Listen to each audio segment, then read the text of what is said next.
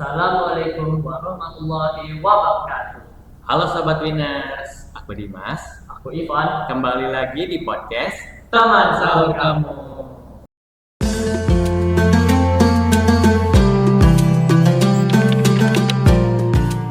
Dim, kamu udah tahu kan siapa bintang tamu kita kali ini? Tahu. Ya, bintang tamu kita kali ini itu, nah Sobat Winners, bintang tamu kita kali ini itu bakal menceritakan kisah hidupnya, pengalaman hidupnya. Bagaimana beliau yang tadinya bukan siapa-siapa bisa menjadi seseorang yang memberikan dampak positif bagi banyak anak-anak muda di zaman sekarang. Betul.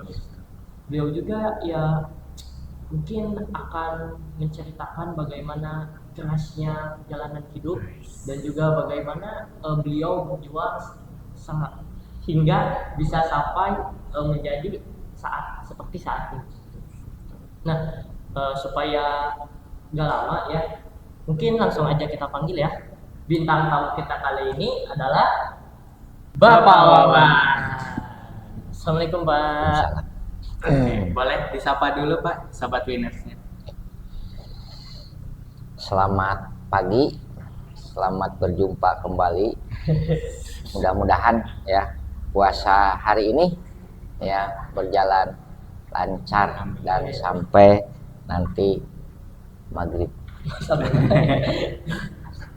Gimana Pak kabarnya hari ini? Alhamdulillah hari ini sedikit flu. Oh sedikit Flu gitu. Mungkin kemarin kehujanan ya, banyak hujan.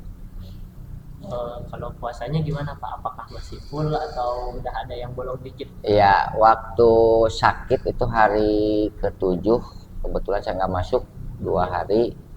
Ya, biasa itu kambuh ya, biasa kambuh. 2 hari udah nggak bisa melanjutkan gitu. Cuman setelah 2 hari, ya biasa periksa dokter dulu, alhamdulillah bisa Puasa lanjut kembali. Kalau boleh tahu yang kambuh penyakit apa Pak? Iya, itu biasanya penyakit kata dokter mah ya, juga mah ya. Ya, itu punya riwayat. Tapi alhamdulillah bisa normal kembali, bisa sembuh kembali. Nah Pak, kan kita tuh di sini mengundang Bapak, terus Bapak itu mau menceritakan bagaimana pengalaman hidup Bapak, bagaimana kisah hidup Bapak dari yang bukan siapa-siapa sampai bisa menjadi seperti yang saat ini. Nah kalau boleh tahu bisa langsung aja diceritakan Pak. Iya, makasih atas waktunya. Ini bukan rekayasa ya, ini real bahwa tahun 78 kata orang tua saya, kata tahun 78 saya nggak tahu kan, cuman kata orang tua saya tahun 78 saya lahir. Terus orang tua saya, ibu dan bapak saya ya bisa dikatakan kalangan bawah. Orang tua saya tukang, ibu saya petani gitu. Jadi alhamdulillah ya, dan saya merasa bangga memiliki ibu dan bapak saya yang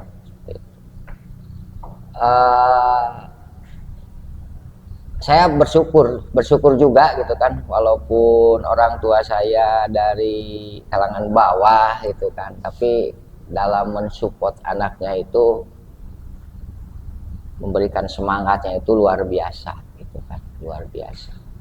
Yang akhirnya ya saya bisa dikatakan lah bisa menjadi seorang guru, salah satunya di SMK Widya Nusantara gitu.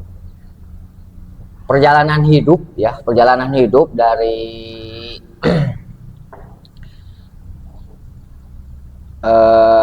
SMP ya, udahlah SD jangan diceritakan. SMP itu kelas 3 SMP saya pernah menjadi seorang tukang kayu.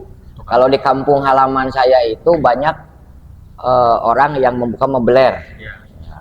Jadi banyak pemuda yang putus sekolah itu terjun langsung ke Mabler. Ya, di sana itu kawasan tempat orang-orang ya pertukangan kayu lah gitu, termasuk saya gitu kan. Dan orang tua saya juga kan tukang kayu lah, kan tadi saya sebutkan tukang ya, tukang kayu.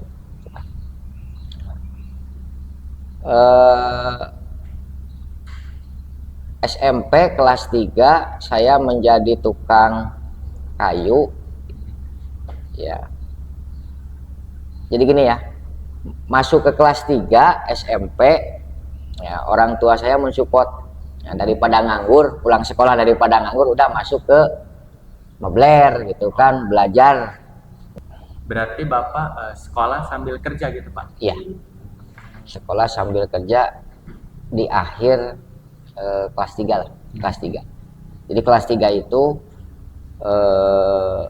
pulang sekolah masuk ke tempat Mabler, belajar dulu ya, belajar aja gitu mah. Itu kan ngikutin orang, disuruh ini kalau gergaji harus seperti ini, kalau nyerut harus seperti ini, kalau ya banyaklah pekerjaan-pekerjaan yang harus dikuasai oleh seorang tukang kayu gitu kan. Nah itu dalam waktu 6 bulan, ya saya udah lepas. Maksud lepas itu dikasih job. Ya dikasih job, disuruh mengerjakan sendiri. Alhamdulillah dalam waktu 6 bulan saya dikasih job. Cuman kalau orang lain kan 3 hari selesai, kalau saya 2 minggu baru selesai pekerjaan satu jobnya.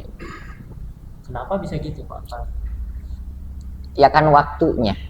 Ya, sambil sekolah ya? Iya sambil sekolah. Pulang sekolah kan jam 1 pulang sekolah sampai jam 5 kan. 1 jam 4 berapa jam gitu kan. Itu pun karena baru belajar dibantu oleh orang lain gitu.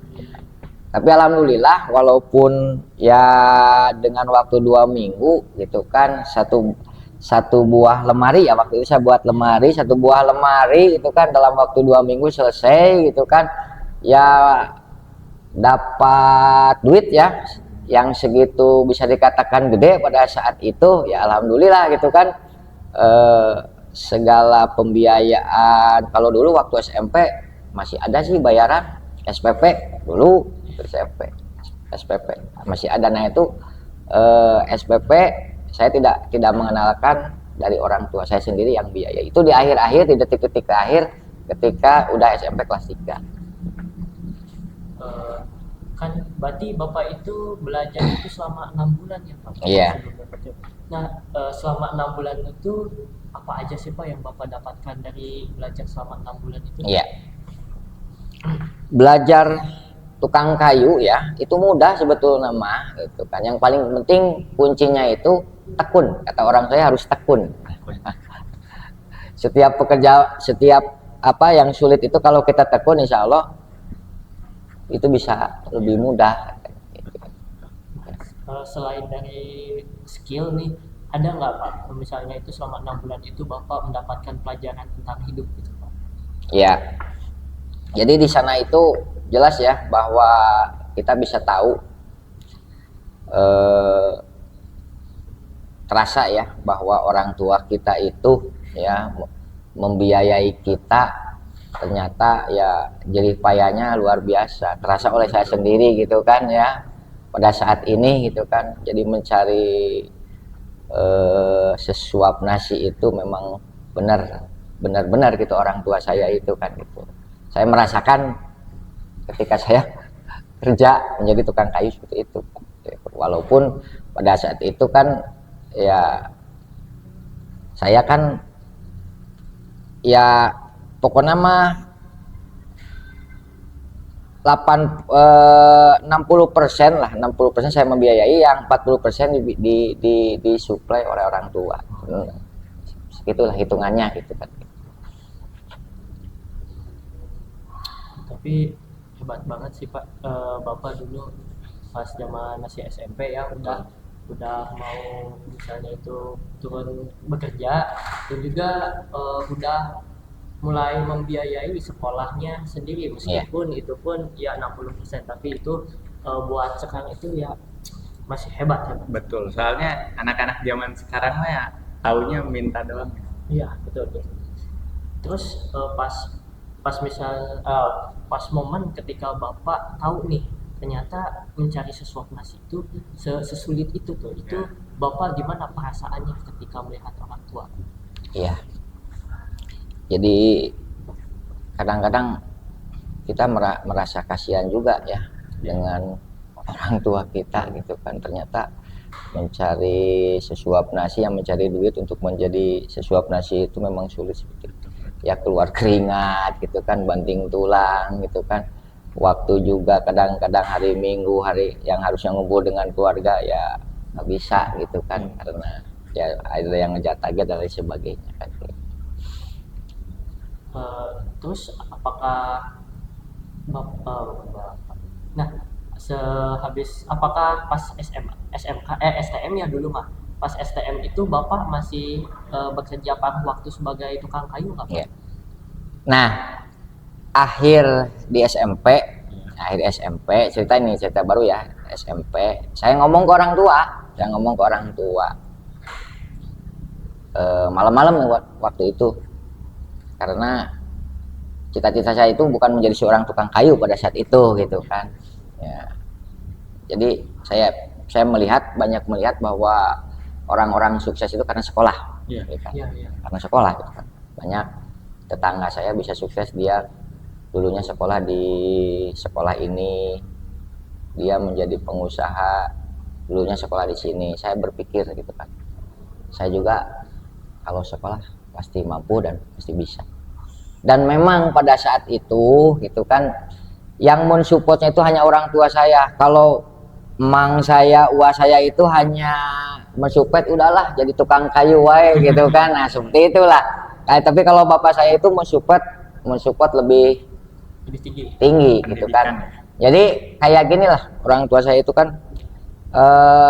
ada ini kan, ada iklan dulu ya. Jadi bapaknya tukang koran, bapaknya tukang koran ya, anaknya menjadi wartawan, nah gitu. Cita-citanya pengen seperti itu kan gitu. Bapaknya tukang kayu, anaknya menjadi pilot kan gitu, seperti itulah. Nah itu cita-cita orang tua saya seperti itu kan gitu.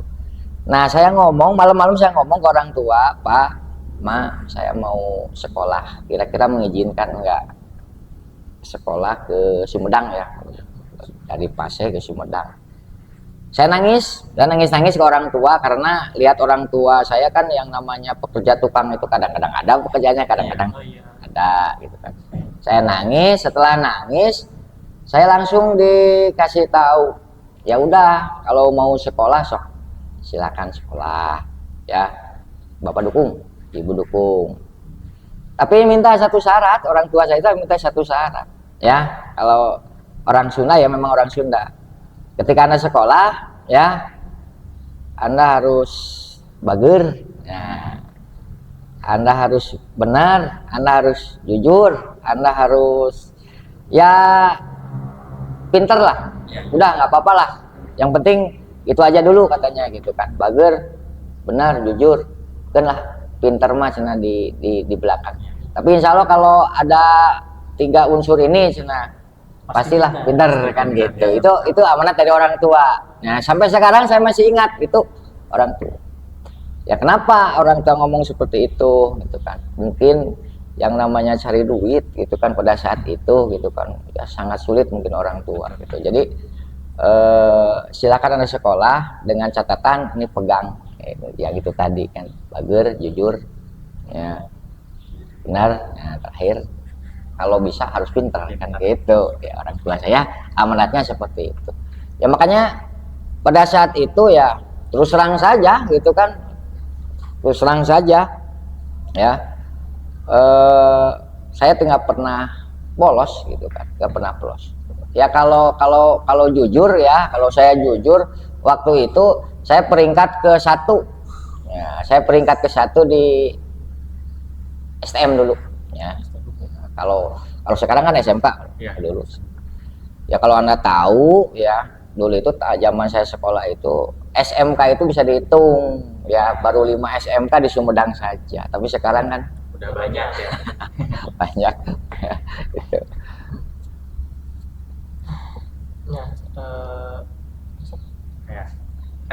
SMP tadi jadi tukang ya Pak.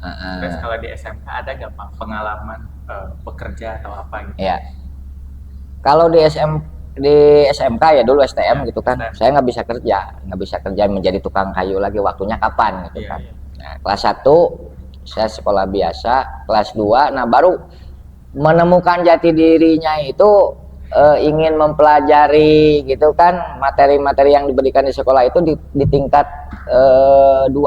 Kelas 2. Iya, kelas 2. Nah, kelas 2 mulai membuka ternyata ini maksud dan tujuannya di dunia kan. Dulu kan saya jurusan otomotif gitu kan, otomotif gitu kan ya. Dengan rasa malu waktu sekolah itu sedikit-sedikit saya melihat guru di ruangan prakteknya lagi bongkar apa, saya lihat gitu. Jadi muncullah keinginan ingin tahu gitu kan. Nah, di kelas 3 baru saya mulai terjun gabung dengan guru-guru ya. Gimana aja kalau pagi-pagi datang saya sapuin ruangan prakteknya gitu kan. Ketika guru ada pekerjaan saya bantu ya. Jadi pagi sekolah, siangnya itu terjun lagi ke bengkel bantu-bantu guru. Jadi asisten guru. Iya, jadi asisten guru ya. Terus ya dari sana nambah pengalaman gitu kan, ternyata pengalamannya nambah gitu kan. Jadi kalau dibilang ketika guru tersebut mengajar di kelas materinya A, saya itu sudah mulai mulai tahu lah materi yang diajarkan oleh guru. Makanya ketika itu ya saya ditunjuk oleh guru A ini menjadi membantu menjadi tutor sebaya gitu kan ya. Makanya tutor sebaya itu bukan sekarang dari dulu juga sudah ada sebetulnya nama gitu kan. Jadi pengalaman seperti itu ya. Jadi saya itu dibina dulu, dicetak dulu oleh seorang guru. Materinya ini nanti tolong saya bantu ya rekan-rekan Anda yang sedang praktek. Kalau tidak tahu Anda kasih tahu karena Anda sudah apa. Nah, kan pengalaman kita bertambahan ya, saling komunikasi, saling melihat gitu kan ya, saling mencoba gitu kan. Ternyata ya pada saat itu datang kepala sekolah, iya masih ingat orangnya masih ada. Datang ke sekolah, ini siapa? Ini Pak, saya Wawan. Rajin. Jadi panggil ke ruangan. Ya, kebetulan mungkin ada guru yang ngobrol tentang saya, dia itu aktif di sini. Nah, setelah itu bahkan dia nawarin udah aja di sini gitu, nggak usah pulang, atau udah mes ada segala macamnya. Tapi orang tua saya belum ngizinin ya, berangkat pagi sekolah, pulang sore. Kadang-kadang pulang jam 7 malam, jam 11 malam gitu kan. Dari sekolah itu bantu-bantu. Ketika ada kegiatan di sekolah saya bantu. Itu kebetulan itu ada 4 orang siswa yang aktif dan membantu guru-guru di sana. Nah, di akhir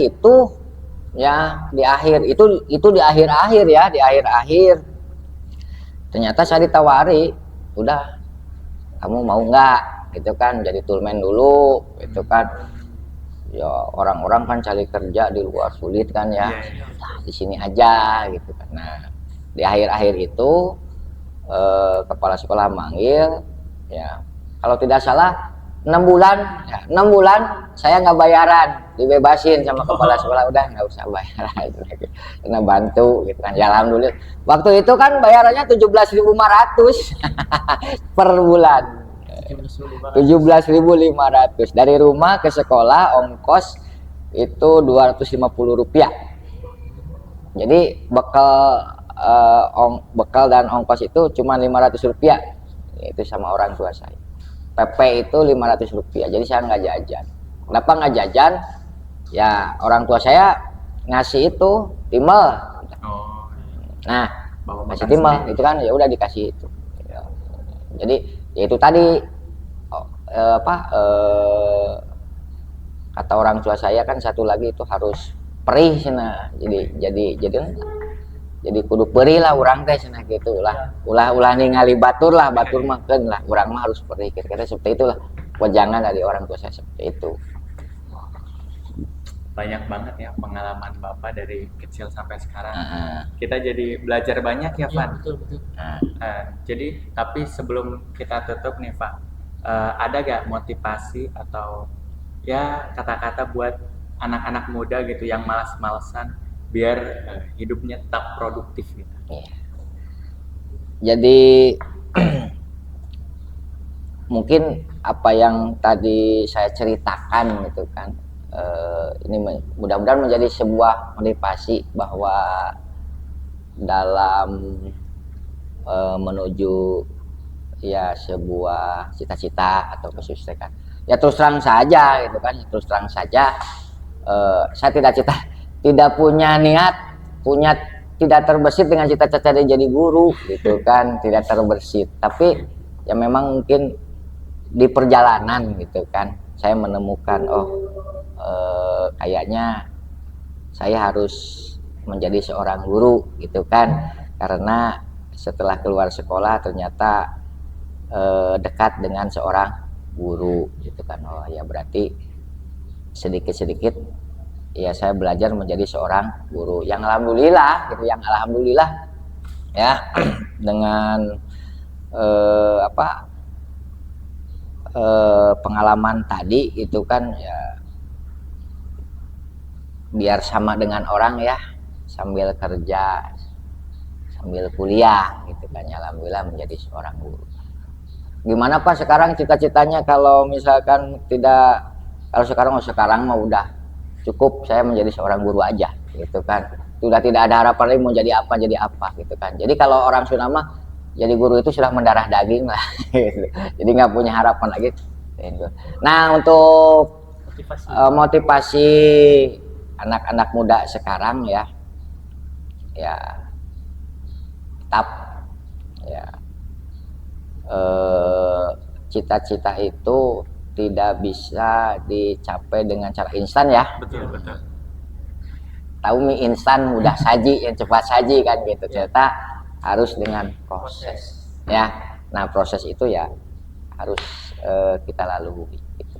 Harus kita lalui ya, berbagai cara ya. Sekarang itu kan saingan kita itu, kalau di sekolah mungkin teman-teman kita saingannya, tapi setelah keluar sekolah kan saingannya bukan teman kita tapi orang lain dari daerah mana, dan makanya kita harus segera mempersiapkan. Tapi kuncinya kita gitu kan ya, yang tadi lah ya, kuncinya yang tadi yang itu masih terbesit dari orang tua saya gitu kan, bager makanya bager terus benar jujur gitu kan ya. Nah itu kuncinya. Mungkin hanya itu saja, mungkin barangkali ada mohon maaf ini kalau pembicaraan saya kurang memuaskan gitu kan. Justru mendengar cerita dan pengalaman Bapak itu bisa membuat kita semua itu terinspirasi gitu. Betul. Bahwa hidup itu ternyata tidaklah mudah. Bahwa hidup itu harus ada dengan rasa perih dan juga rasa sakit, serta banyak sekali perjuangan. Nah mungkin karena sebentar lagi sudah mau rusak ya, padahal mah ini masih panjang ya Pak, dan kita juga masih penasaran nih gimana lanjutannya. Mungkin nanti bisa bikin part 2-nya. Kita lanjut lain waktu ya. Iya, kita lanjut lain waktu. Terima kasih Bapak atas sharing-sharing pengalaman Bapak yang telah Bapak sampaikan itu sangat memotivasi gitu. Mungkin cukup sekian untuk episode kali ini. Terima kasih telah menonton. Jangan bersama aku Ivan, aku Dimas, saya Wawan. Jangan lupa sahur bersama teman sahur kamu.